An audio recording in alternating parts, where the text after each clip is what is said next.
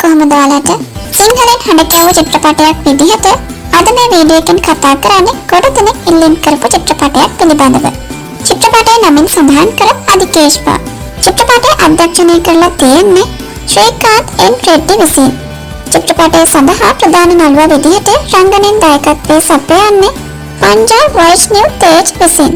චිත්‍රපටය සඳහා ප්‍රධාන නිළිය විදිහට රංගනයෙන් දායකත්වයේ සපයන්නේ සරී ලීලා. ගොඩ දෙනෙක් ඉල්ලීම් කරලා තිබුණා සරී ලීලා රංගපාන චිත්‍රපටයක් ගේන්න කියලා. ඉතින් අද වීඩියෝ එක ඒ අය වෙනුවෙන්. ඇක්ෂන් කැටගරියකට අයත් වන මේ චිත්‍රපටය තිරගත වීම ආරම්භ වෙලා තියෙන්නේ 2023 නොවැම්බර් 24 වෙනිදා. ඔයාට පුළුවන් මේ වීඩියෝ එකේ පහළ තියෙන ඩිස්ක්‍රිප්ෂන් එක බලන්න.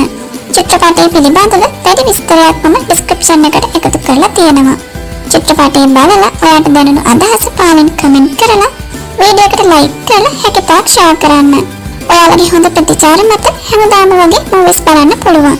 channel එක තාමත් subscribe කරලා නැත්නම් දැන්ම subscribe කරලා notification bell icon එක click කරලා තියාගන්න. Facebook page එක වගේම Facebook group එක like කරලා follow කරලා තියාගන්න.